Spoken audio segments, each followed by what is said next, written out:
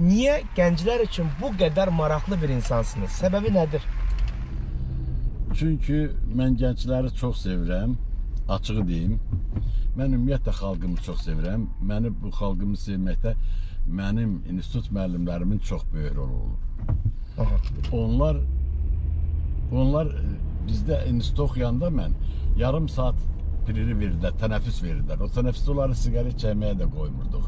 Suallar verirdik. Bizim dövrümüzün gəncləri ilə bu gənclər daha üstündür. İndi internet var, dünyaya baxış var. Mənim çox gözəl tələbələrim var, çox savadlı tələbələrim var. Onlarla fəxr edirəm, onları həmişə izləyirəm və onlarla bilirsən, durub otururam, söhbət edirəm, onlara dünya görüş aşılayıram. Onlara həmişə münasibətim yaxşı olur. Yəni qarşılıqlıdır, yəni səmimiyyət hissi olur. Yəqin ki, çox səmimiyyəm. Mən çox istəyirəm şagird tələbələrimi, xüsusən gəncləri. Onlar bizim gəncliyə nisbətən çox-çox yüksəkdədirlər. İnanırsınız? Gənclərlə söhbət edəndə adam bilirsən nə qədər qürurlanır. Məncə açar məsələ, açar söz səmimiyyətdir. Bəli, səmimiyyət. Ola bilsin sizin çıxışlarınızda o yanğını ki hiss edir insanlar, bununla insanlara cazibəlisiniz. Ola bilər. Təsadüfə baxın, bugün sevgililər günü qeyd olunur şəhərdə. Hara gedirsən ürək şəkilləri falan. Sizcə bizim ölkədə oğlanlar öz sevgilərini valideynlərindən qoruya bilirmi? Yox. Qorumalıdırlar mı? Qorumalıdırlar. Gənclərə sözüm odur ki, evlənəndə, sevəndə elə qırmızı paltar geyindisə mən onu sevdim, yox, onun ağlını nəzər alın. Mən o oğlanı çox sevirəm ki, o özü qərar verə bilir. Sizin oğlunuz özü qərar verdi? Bəli, yalnız. Heç müdaxilə etmədiniz? Xeyr, mən təkid elədim ki, evlənməlisən. Aha. Tez evlənməlisən. O da 3 il, 4 il, 29 min yaşında. Fikirləşdi. Bəli, fikirləşdi və evləndi. Çox özü qərar verir. Seçiminə müdaxilə etmədiniz? Yox, estağfurullah. Nigaran da qalmadınız? Yox. Bəs yaxşı, oğlanlar öz sevgilərini valideynindən necə qorusun? Bunun bir üsulu, məsləhət Valideynlərdən necə qorur? Niyə qorumalıdır? Bax, mənim valideynlər sevinməlidir ki, onların gəlini var. Sevinmirsə? Sevinmirsə o valideyn normal valideyn deyil. Mən açıq danışıram burada hər şeyi.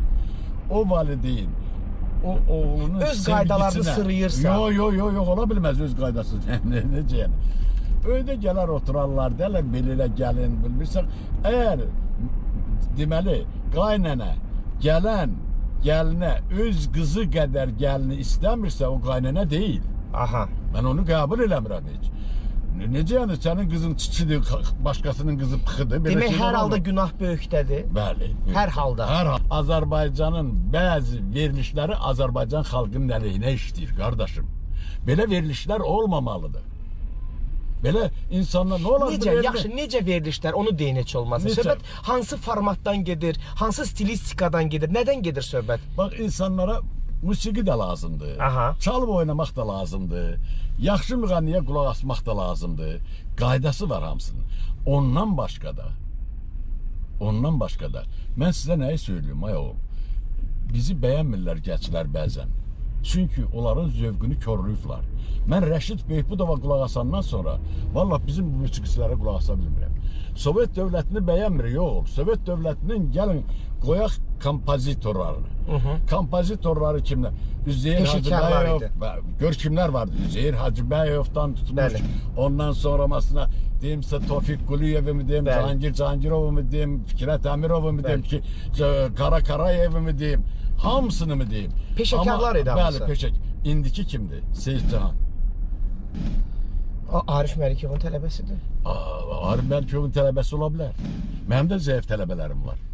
Ola bilər. O ətri ala bilmirsiniz, hə? O dövrün ab-havasını ala bilmirsiniz. Siz o dövr üçün, mən elə bilmirəm. Bəlkə dövr dəyişir, ona görə musiqi dəyişir. Yox. Adamlar həminkidir ya. Bir dənə barmağın gün bir dənə normal pusat kompozitor var. Bax bu Aygün Səmədzadə, Nailə Mirməmmədli.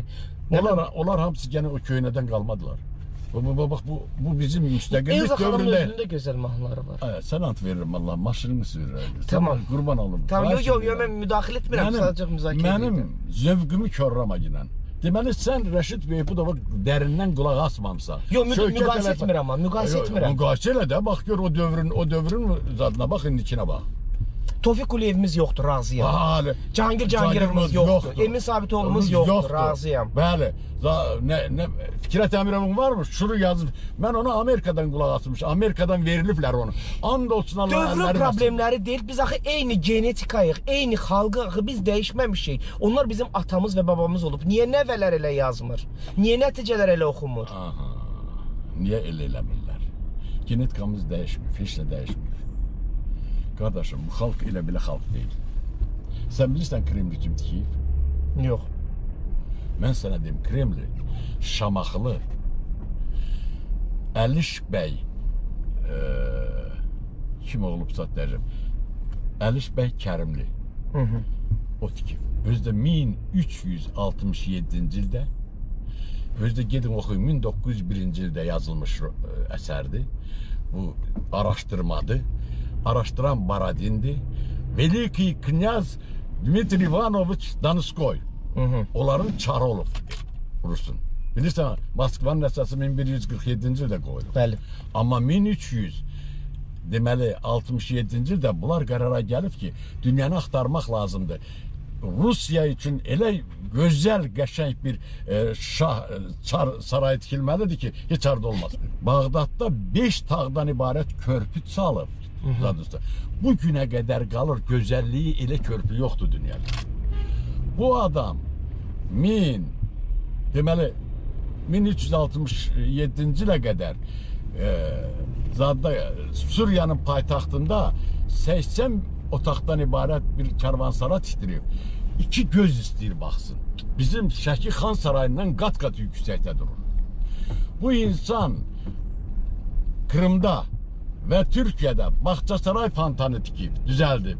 Dünyada beləsi yoxdur.